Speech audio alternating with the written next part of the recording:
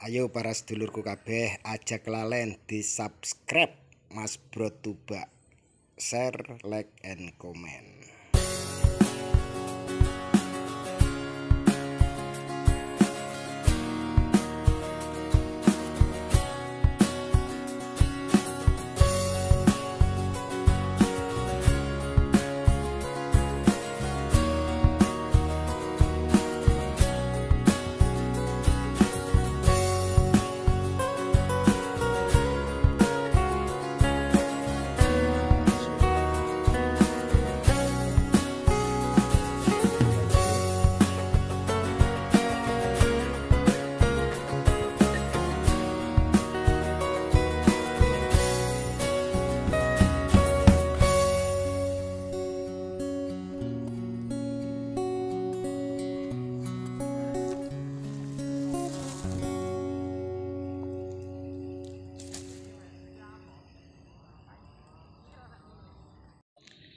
Ya oke, sahabat tani, selamat berjumpa kembali. Siang ini saya main-main ke tempat Pak Babinsan Deso yang sudah sukses lah, kata saya ini sukses terlebih dahulu menanam singkong, dan kali ini saya akan mencoba belajar dan nanya-nanya kepada Pak Babinsan Deso, mau minta ilmunya tentunya. Dan kebetulan Pak Suprinya juga ada, ini lagi di kebun. Wih Pak Supri, halo, gimana kabarnya Pak? alhamdulillah sehat. Ya. Gimana Pak Yanto?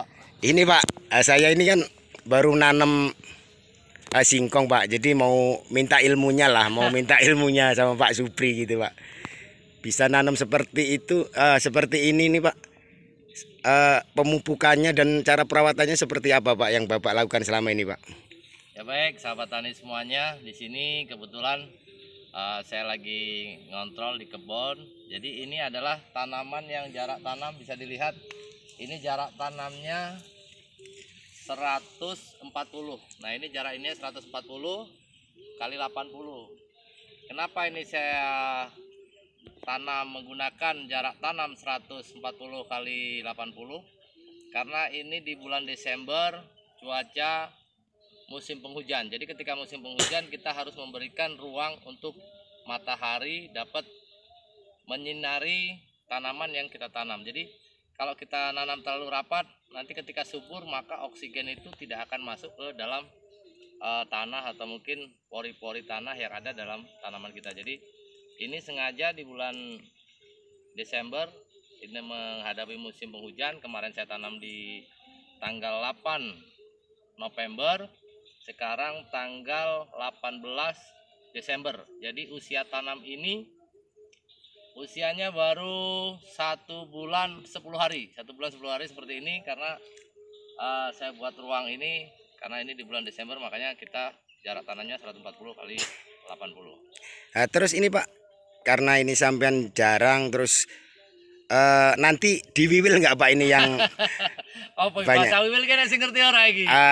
Inilah dikurangi batangnya. Ya betul. Ya baik.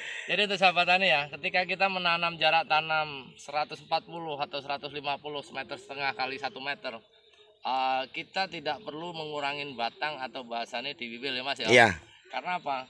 Karena tanaman kita cukup oksigen dan cukup ruang. Artinya tanaman kita tidak mungkin berdesak-desaan. Jadi kita harus pahami bahwasanya umbi itu membutuhkan daun yang banyak untuk terjadinya fotosintesis. Ketika terjadinya pengolahan makanan atau pupuk yang diserap oleh tumbuhan itu menggunakan daun untuk menyuplai makanan sehingga terjadi untuk pembuahan ke umbi. Jadi kalau ketika kita menanam jarak yang seperti ini yang pengalaman saya pribadi, ini tidak perlu kita wiwil lagi. Kecuali kalau kita menanam jarak tanam 90 atau mungkin 1 meter kali 80, 1 kali 90, itu paling tidak kita sisakan 2. Karena ketika kita banyak seperti ini batangnya, maka itu akan terjadi nanti penyempitan atau terlalu rapat sehingga oksigen tidak bisa masuk.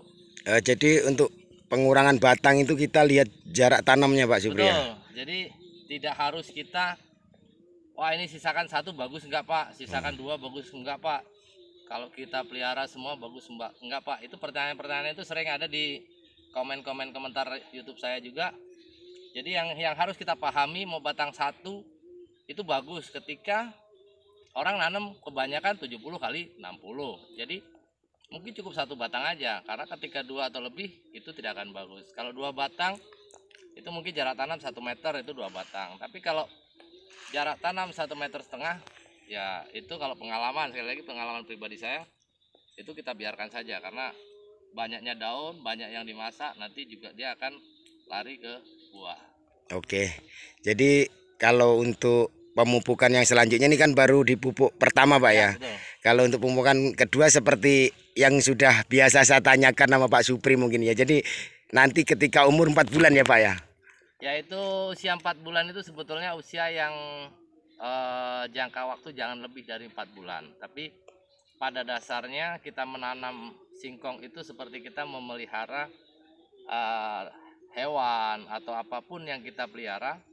Kapan saatnya dia membutuhkan nutrisi, kapan saatnya dia membutuhkan makan, itu kita harus berikan. Jadi kalau kita melihat kondisi tanaman ini mungkin umur di 3 bulan atau 4 bulan ini saya rasa baru membutuhkan. Tetapi kadang usia 2 bulan itu sudah ada tanda-tanda menguning, sudah ada tanda-tanda daun itu tidak mau berkembang yang lebih besar, yang lebih tinggi, maka itu juga tidak ada masalah. Ketika di atas 54 hari atau 2 bulan itu kita pupuk kedua tidak masalah, karena kalau kita biarkan ketika tanaman itu sudah menguning itu pun ya tidak akan maksimal. Jadi pemupukan itu relatif, paling tidak di masa vegetatif kita harus banyak suplai nitrogen dan fosfat.